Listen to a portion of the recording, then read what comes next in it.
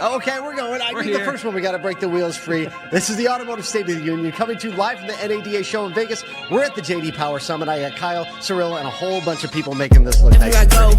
How's my timing on the music? I don't know. I feel like your timing was pretty good, even though it started off. They said yes. It's spot on. We can't hear it. It's an internal clock. It's just a clock, yeah. Hey, we're here at the JD Power Auto Summit. I'm super excited. I've already seen a lot of incredible people. We were hugging necks this morning. I want to kick it off with the fact that some of the pre-show events that are happening today, between the Hague event, Auto Team America, there's some OEM stuff starting.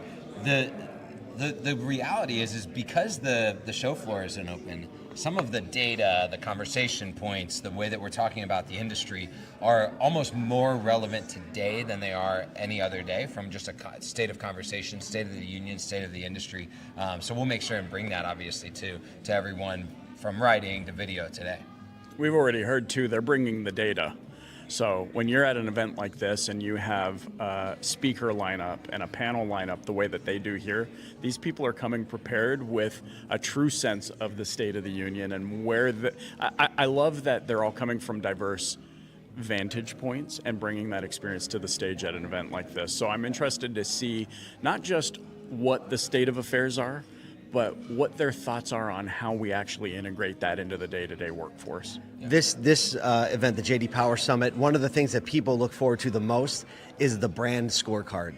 This is where they bring all the data for all the OEMs. All the OEMs are in the room too, and they show the good, the bad, and the ugly. Gets a little uncomfortable at some point, so if you haven't been to this event, or if you can get the slide deck or know someone that's here, it's definitely worth getting that information, because it will serve you no matter what OEM you're in. And with the tools we have now, we were talking about this, to be able to take this information and then load it into some kind of LLM or notebook LM, something like that, to really generate some insights for what your store is doing and what you're doing, to get real actionable insights. Like you said, bring the data. The rest of this, there's going to be a lot coming up before this, but today it seems like a lot more intimate, focused on doing business conversations. Yeah. I want to juxtapose today with last year. A year from now, so much of the conversation was around EV adoption, whether or not we're going to see a faster pace adoption. We didn't know that the EV tax credits were going away at that point. There was some suspicion around a change in the way the political regime was going to do that. Cars rule still in play. The Cars rule was absolutely still in play. So there's a lot that has changed in this last year, and really the conversation is a lot around AI. We haven't had a show since yesterday. It was announced that SpaceX now owns XAI. I saw a funny meme, Elon shaking hands with himself.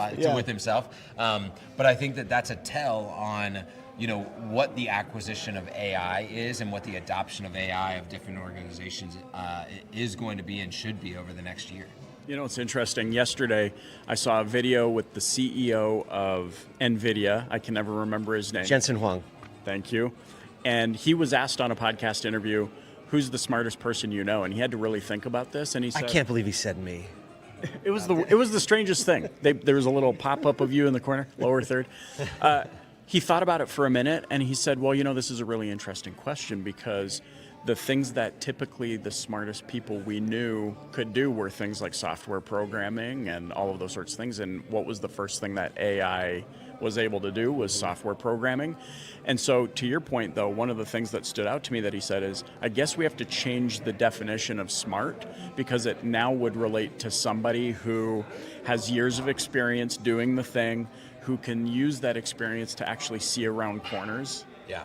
And know what's coming down the road, and to leverage all of that experience, and then also leverage what's on the playing field, like you said, AI. There's a lot of talk about AI at events like this, but what do you do with it? Yeah.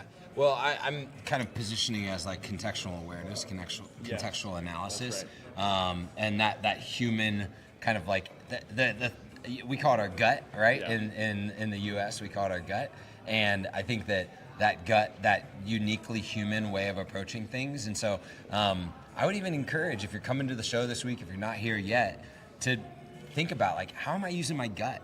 There's still gut decisions. There's still that run that ad, because I just have a feeling, right? And there's going to be those elements of my gut is telling me the people that I'm talking with right now are not the right people. My gut is telling me the people I'm working with right now are the right people. I think that's a really interesting nuance, because we can see Dino walking by behind us and say hi in the middle of a live stream. Good to see you, Dino. guys. Great to see you. Looking forward to catching up with the show. That's what the There you go. show's Good. all about right there. And so I think it's a really interesting nuance because we're talking about this level of having all this information and knowing what to do with it, redefining what is a smart person. You're saying this gut feeling, and the gut feelings that we have are informed by all of our experiences and like our subconscious.